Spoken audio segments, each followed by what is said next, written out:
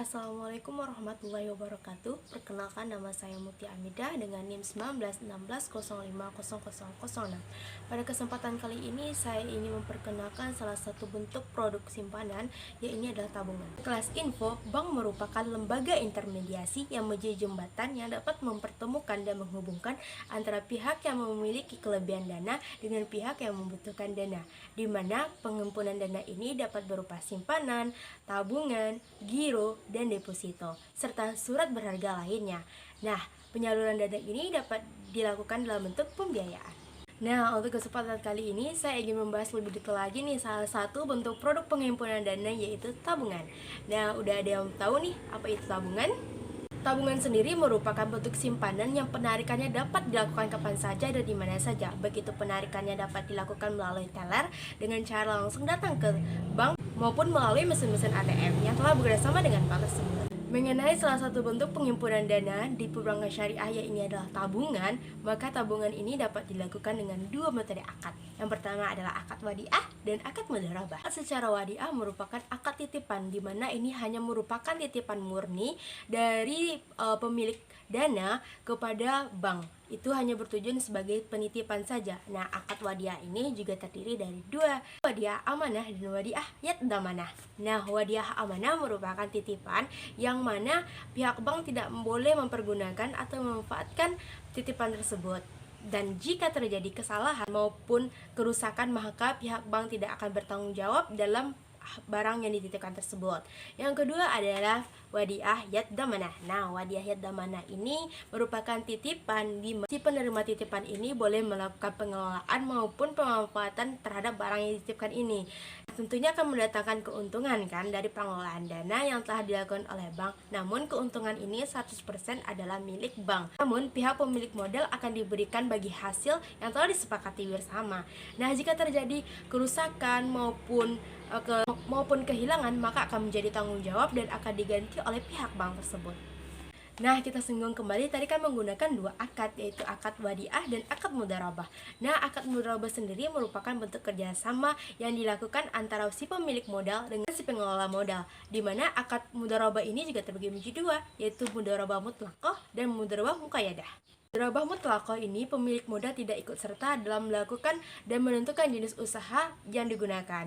Nah, mudharabah muqayyadah ini adalah sepemilik modal atau dana ini ikut serta dalam menentukan jenis usaha yang akan dijalankan. Nah, dari yang telah saya paparkan tadi, ada perbedaan dalam penggunaan akad dalam produk tabungan. Nah, tentunya ada perbedaan yang signifikan kan antara penggunaan akad wadiah dengan akad mudharabah. Nah, perbedaannya yang pertama adalah lihat dari sisi bagi hasil. Jika menggunakan akad wadiah, maka tidak ada bagi hasil di dalamnya, karena akad wadiah itu hanya terkonsep dan berfokus pada penitipan uang saja. Nah, jika menggunakan akad mudharabah, tentu adanya bagi hasil dari pengelolaan dana yang telah dilakukan sesuai dengan kesepakatan bersama. Selanjutnya dari sisi peran nasabah. Nah, jika menggunakan akad mudharabah, maka peran nasabah ada sebagai muwadi atau sebagai penitip uang atau barang. Nah, sedangkan jika menggunakan akad mudharabah, posisi nasabah yaitu sebagai pemilik modal atau sohibul mal.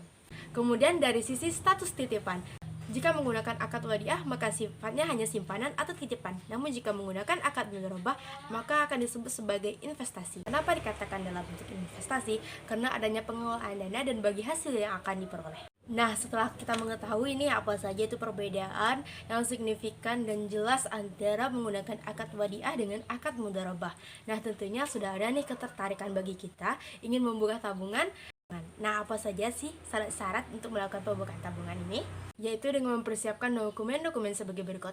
Yang pertama adalah kartu identitas, yang kedua ada NPWP, yang ketiga ada form pembukaan rekening, kemudian menyediakan setoran awal minimal 100.000 dan memilih akad yang akan dilakukan. Nah, tentunya dengan hadirnya produk tabungan ini tentu akan memberikan manfaat bagi kita sendiri. Nah, apa saja sih manfaat-manfaat menggunakan tabungan di bank?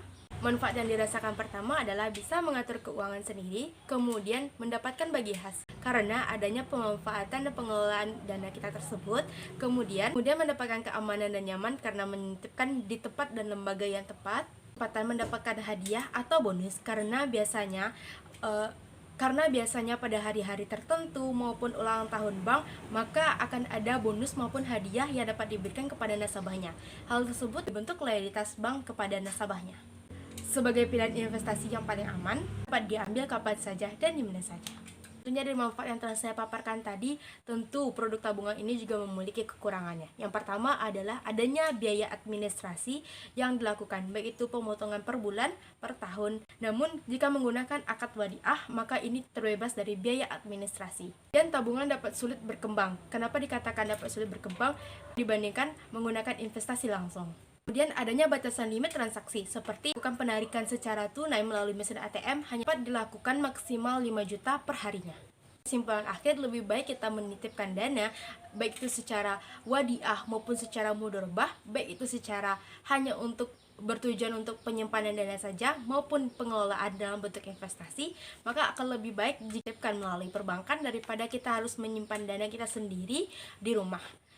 Walaupun nih, jika kita menitipkan dana atau menginvestasikan dana, dikenakan biaya administrasi. Namun biaya administrasi ini tidak akan lebih 50.000 per bulannya. Saya rasa pembiayaan biaya administrasi ini lebih baik dibandingkan kita hanya menyimpan dana di rumah dan kita akan mendapatkan kemungkinan buruk yang akan terjadi. Coba nih Anda bayangkan jika dana Anda hanya Anda simpan di rumah, jika terjadi kebakaran maupun bencana alam lainnya, maka itu akan merugikan diri Anda sendiri. Dan lebih mari kita sama-sama membuka tabungan sejak dini, apalagi kita sebagai mahasiswa tidaknya harus memiliki tabungan berencana maupun tabungan yang akan digunakan di masa depan nantinya. Sebab itu, salah satu solusi dalam mengatur keuangan di masa depan dan masa sekarang. Terima kasih.